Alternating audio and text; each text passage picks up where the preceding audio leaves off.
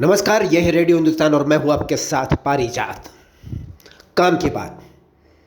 काम की बात से पहले सुन लीजिए एक छोटा सा संस्कृत का नीति श्लोक। आलस्यो ही मनुष्याणाम शरीरस्थ महारिपुः। आलस्य ही मनुष्य के शरीर में स्थित शरीरस्थ महारिपु, बड़ा शत्रु है महारिपु। जी, ये बात तो ठीक है, सबको पता है कि आलस्य बहुत बड़ा शत्रु है। लेकिन आज जो मैं बात करने जा रहा हूँ उससे भी बड़ा एक शत्रु है जो आपके भीतर है, जो आप ही अपने सबसे बड़े शत्रु बन करके अपने भीतर रहते हैं। अगर आप इस अपनी स्वभाव का, इस अपनी आदत का, इस अपने शत्रु का शमन कर लें, नाश कर दें, तो शायद ज़िंदगी में कामयाबी दुगनी तेज़ी से आपकी तरफ आएगी।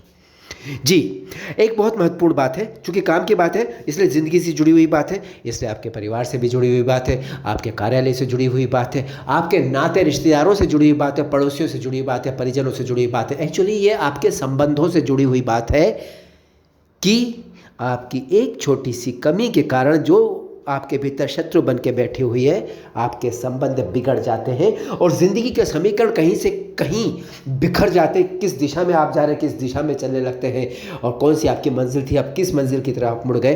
कई बार आप पीछे मुड़ के देखेंगे तो आपको लगेगा कि हाँ, ऐसा हुआ है। जी, अहम, आपका ईगो, ये एक ऐसा शत्रु है जो फन काढ़ के आपके भीतर बैठा है। भले आप ऊपर से कहें कि आई एम मिस्टर कूल, बिल्कुल आप मिस्टर कूल हैं, आप द्रविड़ हैं, आप धोनी हैं, आप मिस्टर कूल है, बहुत अच्छा। लेकिन अगर आप मिस्टर कूल हैं तो आपके प्रदर्शन में मिस्टर कूल दिखना चाहिए, आपके चेहरे पर मिस्टर कूल दिखना चाहिए। 24 घंटे आपकी वाणी में मिस्टर कूल यानी आपकी शांति दिखनी चाहिए।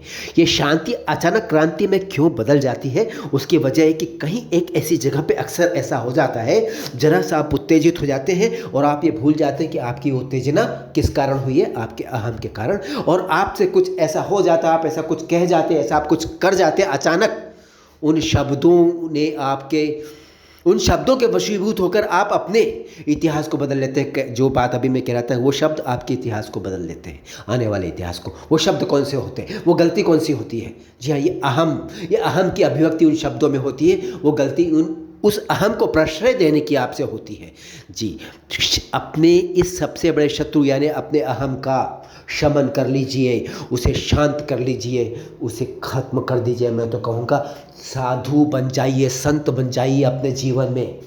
ईश्वर ने बहुत कुछ दिया है, उस पर गर्व कीजिए, सबके साथ प्रेम से रहिए, लोगों से बिना बात के अपनी गलती की क्षमा मांग लीजिए। आपसे गलती ना भी हुई है, लेकिन अगर आपको लगता है कि वो आपके इन 2 मीठे छोटे प्यारे से बोलों से प्रसन्न हो जाएंगे तो ज़रूर बोल दीजिए, कह दीजिए क्षमा कर दीजिए, मुझसे गलती हो गई। सामने वाले अपने आप कहेगा नहीं, ऐसी कोई बात नहीं है।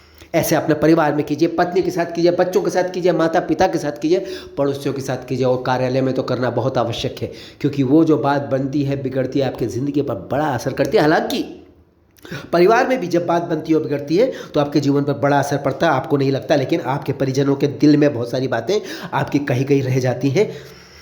शब्दों के बोल हृदय में उतर जाते, तीखे बाण होते हैं जो निकलते नहीं है, घुसे रहते हैं, टीसते रहते हैं, दर्द देते रहते हैं, रिश्ते रहते हैं। इसलिए अहम को तिलांजलि देकर प्रेम को और शांति को अपना लीजिए, संत बन जाइए, सब कुछ सही है। और सोचिए कि मेरा जीवन ही सहन करने के लिए, अपनी सहन शक्ति को आसमान के मुकाबले पर पहुंचा दीजिए।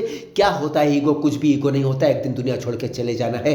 कहाँ रह जाएगा ईगो जब जल जाएगा शरीर? किस शरीर में था वो ईगो? क्या चीज़ आप ले जा रहे हैं जिसके कारण आप ईगो है, आपने ईगो को रखा है? कौन सी बड़ी उपलब्धि? अगर ऑस्कर, नोबेल या कोई बड़ा परमवीर चक्र आपको मिल गया तो भी क्या है, आप चले गए ना दुनिया से, आप तो सिर्फ स्मृति बन गए।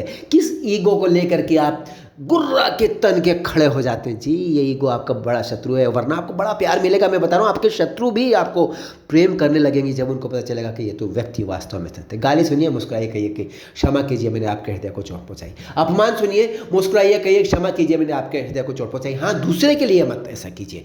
किसी पर अत्याचार हो रहा तो वहाँ पर आप क्रोध कीजिए, वो अहम की बात नहीं, वो क्रोध की बात है। लेकिन मैं अभी बात कर रहा हूँ अहम की। अपने लिए अहम होता है, अहम को तिलांजलि दीजिए, संत बनिए, साधु बनिए, असली जीवन में मिस्टर कूल बनिए और फिर देखिए जीवन में बहुत शांति आ जाएगी। बहुत शांति, क्योंकि आपको पता है मैं जिस रास्ते पे जा रहा हूँ बिल्कुल विचलित नहीं होऊंगा। भाग्य मुझे मेरी मंजिल तक ले जाएगा, क्योंकि याद रखिए मंजिल तक आपको पहुँचना है। ईगो हमेशा आपके मंजिल तक पहुँचने में बाधा बन के आपके सामने खड़े हो जाएगा, कई बार आपको गिरा भी देगा। हार जाएंगे क्या आप ईगो से? बिल्कुल नहीं। आप ईगो को कंट्रोल करते हैं, वो आपको नहीं। Yes, that's what I want to say. Control your ego. Let not that bloody ego control yourself and your life and your history. Mind it. अभी चलता हूँ आपसे, लेता हूँ विदा। हमेशा की तरह कहूँगा बहुत गंभीरता के साथ, पेड़ लगाइए, सबको सिखाइए, पानी बचाइए, सबको सिखाइए। नमस्कार।